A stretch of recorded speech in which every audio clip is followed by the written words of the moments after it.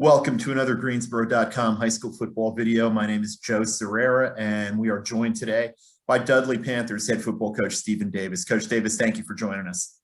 Thanks for having me. We're here, obviously, to preview a big football game, regional semifinal guys in Class 3AA West on Friday night.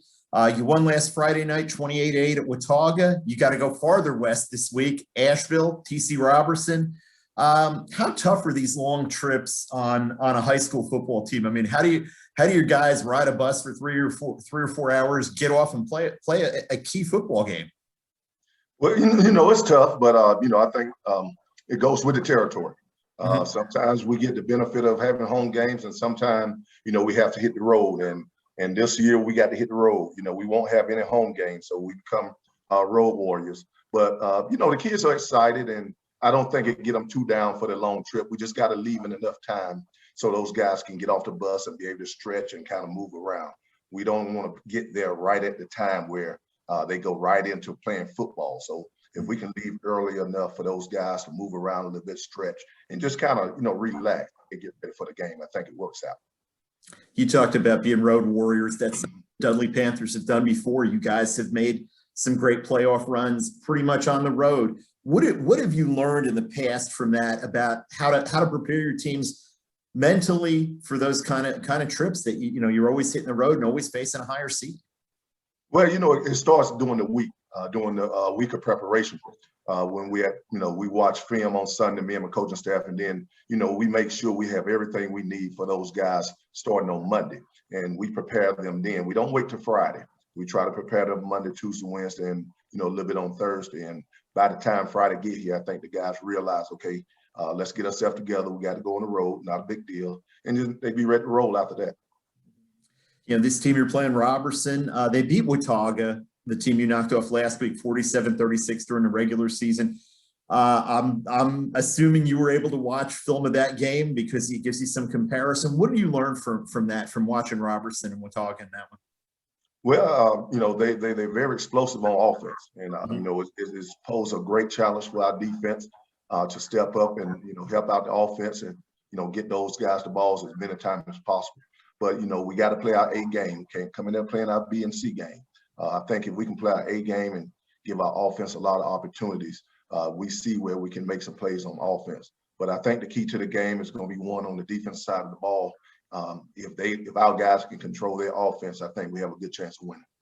You talked about how explosive they are. Their quarterback, Brody Whitson, leading the state in passing yardage this year, but he's not just a drop back guy. He's run for almost 800 yards and 15 TDs, and he's a little different than he's a left-hander. So, it's a little bit different rushing that guy and containing him and knowing which way he's going to want to roll.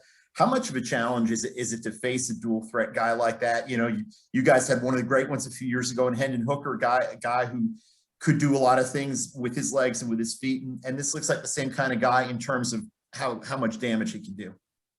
And you're exactly right. It poses a big threat to us, but we got to be disciplined. From a defensive line standpoint, we got to stay in our rush lanes because, like you say, he will get out and run. He will use his legs as much as possible. So we got to be disciplined from that aspect. And also on the back, those guys, they got a good receiver who's going to West Virginia State.